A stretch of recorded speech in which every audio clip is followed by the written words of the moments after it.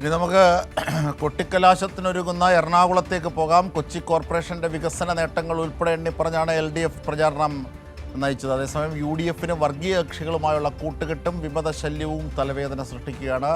വിവരങ്ങളുമായി അർച്ചന അവിടെ നിന്നും ചേരുന്നു. അർച്ചന, ഏറ്റവും പ്രധാനപ്പെട്ട ഒന്ന് നേരത്തെ നമ്മൾ കണ്ടു, ഈ ബ്രഹ്മപുരം മാലിന്യ പ്രശ്നം കൊച്ചി സംബന്ധിച്ച് ഏറ്റവും നിർണായകമായിരുന്നായിരുന്നു. പക്ഷേ തൃക്കാക്കര തൊട്ട് സമീപത്ത് UDF ഭരിക്കുന്ന ഇടത്ത് വലിയ മാലിന്യ നിക്ഷേപം കൂടുകയാണ്. അവിടെ ജനങ്ങൾ വലിയ ബുദ്ധിമുട്ടുന്നു, കുടിവെള്ളമൊക്കെ ആയതുകൊണ്ട്. പക്ഷേ കൊച്ചി കോർപ്പറേഷൻ ആ അർത്ഥത്തിൽ മാതൃകയാകുന്നു എന്ന് മാത്രമല്ല, കുറച്ച് ദിവസങ്ങൾക്ക് മുമ്പൊക്കെ, കുറച്ച് നാൾ മുമ്പ് വിഷപ്പുക വമിച്ചിരുന്ന ബ്രഹ്മപുരം ഇന്നിപ്പോൾ പൂന്തോട്ടമായി മാറുന്നു. അപ്പോൾ ഇതൊക്കെയാണ് ജനങ്ങൾക്ക് മുമ്പിലേക്ക് LDF വെക്കുന്നത്. UDFന് എന്തൊക്കെയാണ് പ്രധാന പ്രതിസന്ധിയായി നിൽക്കുന്നത്?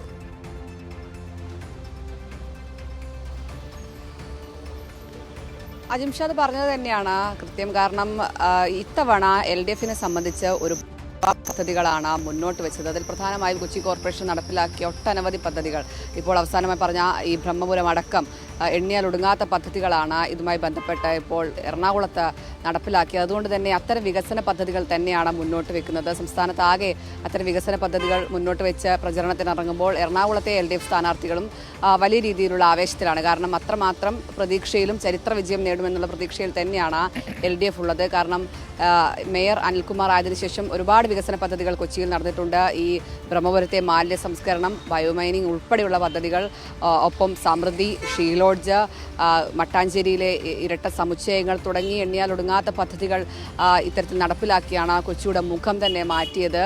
മാത്രമല്ല, ഒരു തരത്തിലുള്ള വെള്ളപ്പൊക്ക പ്രശ്നങ്ങളൊന്നും മഴക്കാലത്ത് അലട്ടിയിരുന്നില്ല. അതെല്ലാം തന്നെ ഈ വികസന പദ്ധതികളും ബ്രേക്ക് ത്രൂ അടക്കമുള്ള പദ്ധതികളുടെ ഫലമായിട്ടാണ്. അതുകൊണ്ട് തന്നെയാണ് കൊച്ചിയിൽ ഇത്തവണ ഒരു ചരിത്ര വിജയം LDF സ്വന്തമാക്കുമെന്നുള്ളൊരു ആത്മവിശ്വാസം പ്രകടിപ്പിക്കുകയും ചെയ്തു. ആ പ്രതീക്ഷയിൽ തന്നെയാണ് കൃത്യമായ സ്ഥാനാർത്ഥി നിർണ്ണയം, കൃത്യമായ പ്രചരണം. അതുകൊണ്ട് തന്നെ ഇപ്പോൾ കൊട്ടിക്കലാശത്തിൽ നിൽക്കുമ്പോഴും വലിയ ആവേശത്തിൽ തന്നെയാണ്. അതേസമയം തന്നെ നമ്മൾ UDFലേക്ക് പോവുകയാണെങ്കിൽ തുടക്കം മുതൽ വിമതരുടെ ശല്യമാണ് ഇത്തരത്തിൽ UDFന് തലവേദനയായത്.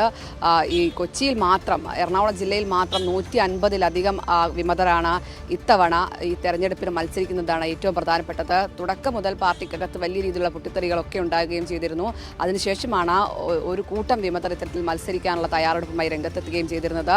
അതിനുശേഷം വലിയ രീതിയിലുള്ള തലവേദനയിലേക്ക് UDF മാറുന്നത് നമ്മൾ കണ്ടതാണ്. അതേസമയം തന്നെ വർഗീയ കൂട്ടുകക്ഷികളുമായിട്ടുള്ള ഈ ധാരണ, അതുതന്നെയാണ് മറ്റൊരു പ്രധാനപ്പെട്ട UDFിൽ നിന്ന് നമ്മൾ എടുത്തു പറയേണ്ട കാര്യം. കൊച്ചി ഡിവിഷനിൽ മാത്രം 4 ഡിവിഷനുകളിലാണ് ഈ BJP അതുപോലെ കോൺഗ്രസ് ധാരണ കൂട്ടുകെട്ടിൽ ഇത്തരത്തിൽ മത്സരിക്കുന്നത്. എന്തായാലും അതെല്ലാം തന്നെ കഴിഞ്ഞ ദിവസങ്ങളിൽ വലിയ രീതിയിലുള്ള ഈ വിമർശനങ്ങൾക്കൊക്കെ വഴിവെക്കുകയും ചെയ്തതാണ്. ഈ ഘട്ടത്തിലാണ് ഇപ്പോൾ കൊട്ടിക്കലാശത്തിലേക്ക് UDF കടക്കുന്നത്. അജിംഷാദ് സൂചിപ്പിച്ചതുപോലെ തന്നെ തൃക്കാക്കര നഗരസഭയെല്ലാം തന്നെ ഈ UDFിൻ്റെ ഭരണത്തിൻ്റെ നേർക്കാഴ്ചകളാണ്. അവിടുത്തെ മാലിന്യ പ്രശ്നങ്ങളൊപ്പം ഒരു തരത്തിലുള്ള വികസന പദ്ധതികൾ നടപ്പിലാക്കാത്തത്, ഏറ്റവും കൂടുതൽ തനത് വരുമാനം ലഭിക്കുന്ന നഗരസഭയായിട്ട് പോലും ഒരു പദ്ധതി പോലും അവിടെ നടപ്പിലാക്കിയിട്ടില്ല എന്നൊക്കെ അവരുടെ ഭരണം എത്രത്തോളം പ്രശ്നം പിടിച്ചതാണ് എന്ന് കാണിക്കുന്നതാണ്.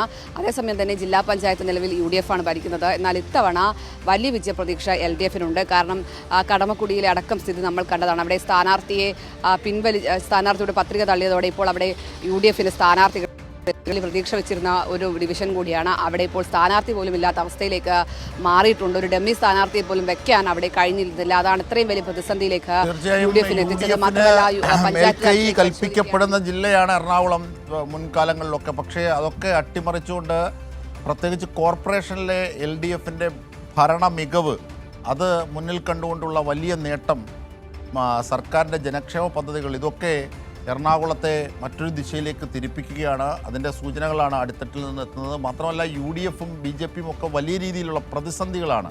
റിബലുകളുടെ പ്രശ്നത്തിലും ഡമ്മി സ്ഥാനാർത്ഥികളുടെ ഒക്കെ പ്രശ്നങ്ങൾ രൂപം കൊള്ളുന്നത്. അതിൻ്റെയൊക്കെ വിവരങ്ങളാണ്, വിശദാംശങ്ങളാണ് ഞങ്ങളുടെ പ്രതിനിധി അർച്ചന നൽകിയത്.